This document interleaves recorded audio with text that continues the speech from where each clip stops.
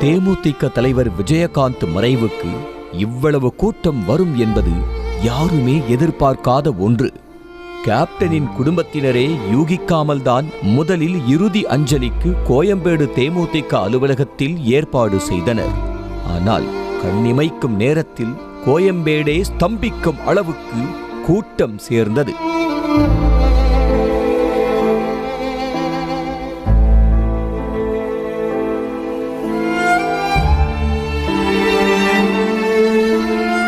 கேப்டனை பார்த்தே ஆக வேண்டும் என்ற ஆதங்கத்தில் தேமுதிக அலுவலகத்திற்குள் ஒரே நேரத்தில் எல்லாரும் புகுந்த நிலையில் போலீசாரே கட்டுப்படுத்த முடியாமல் திணறினர்.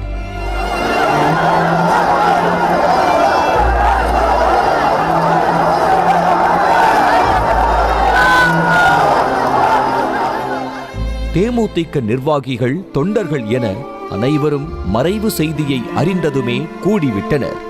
ஆனாலும் நேரம் ஆக ஆக கூட்டம் அதிகரித்துக் கொண்டே சென்றது.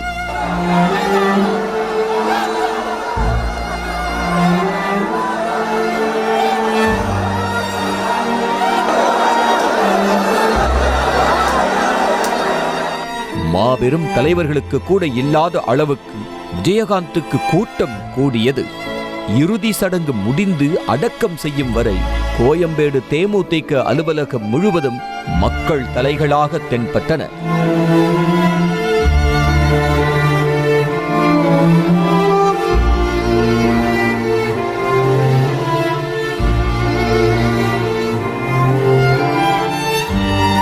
அதே மாதிரி தீவுத்திடலில் இருந்து கோயம்பேடு வரும்போது வழிநெடுகிலும் மலர்கள் தூவப்பட்டன.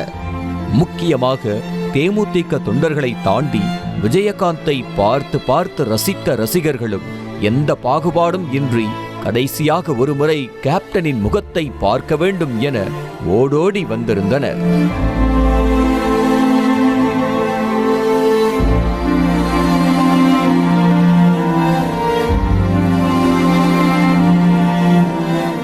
மதுரை மண்ணின் மைந்தன் விஜயகாந்துக்கு இறுதி மரியாதை செலுத்த மதுரை மக்களும் ஒரு பக்கம் கிளம்பி வர, தங்கள் தொகுதிக்கு எம்எல்ஏவாக இருந்து செய்த நல்ல காரியங்களுக்கு நன்றி கடனாக ரிஷிவந்தியம், விருதாச்சலம் தொகுதி மக்களும் சென்னை நோக்கி படையெடுக்க பெருந்திரளாக மக்கள் கூட்டம் வந்தது.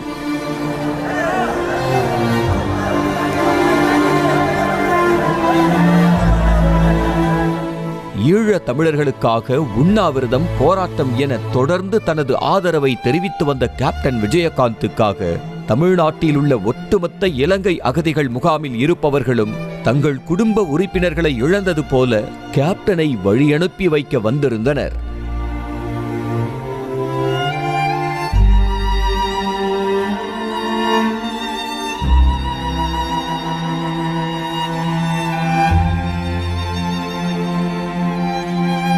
தென் மாவட்டங்களில் விஜயகாந்தின் படம் ரிலீஸ் என்றாலே அது திருவிழாவுக்கு சமம்தான் என இருக்கும்போது விஜயகாந்தின் மறைவுக்கு வராமல் இருப்பார்களா என்ன?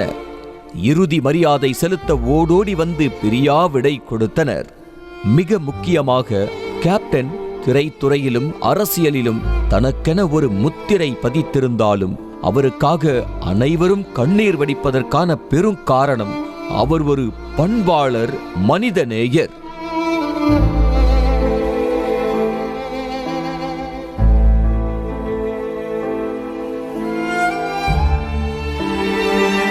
கேப்டனுக்கு இரங்கல் செய்தி கூறிய அனைவரும் அவரது இரக்க குணத்தை தான் குறிப்பிட்டு நெகிழ்ச்சி பொங்க பேசியிருந்தனர்.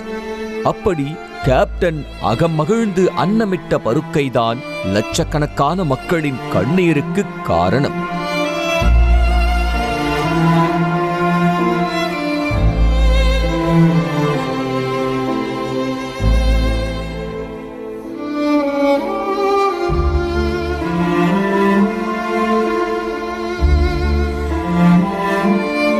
இன்னும் சொல்ல போனால் விஜயகாந்த் நட்புக்கு இலக்கணமாகவே திகழ்ந்தார் என ரஜினி குறிப்பிட்டு சொன்னார்.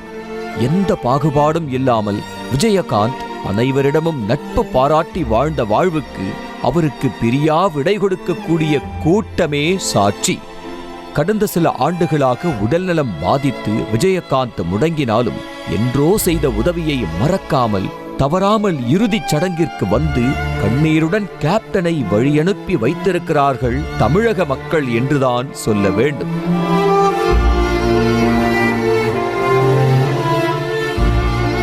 விருட்சமாக வளர்ந்த விஜயகாந்த் வெற்றிக்காக போராடும் ஒவ்வொருவருக்கும் முன்னோடியாக மாறியிருக்கிறார். எல்லாவற்றிலும் போராடி வெற்றி கண்ட கேப்டன் வியாதியின் பசிக்கு ஆளாகிவிட்டார். தனது மரணத்திற்கு முன்பு விஜயகாந்த் சந்தித்த உடல் சார்ந்த இன்னல்கள் ஆறாத ரணமே. கேப்டனின் மரணம் மீளா துயரமாக இருந்தாலும் மண்ணுலகை விட்டு விண்ணுலகிற்கு சென்ற கேப்டன் அரியாசனத்தில் அமராவிட்டாலும் மக்களின் மனதில் சிம்மாசனம் போட்டு என்றென்றும் வீற்றிருப்பார். செய்திகளை உடனுக்குடனும் துல்லியமாகவும் தெரிந்து கொள்ள சப்ஸ்கிரைப் பண்ணுங்க.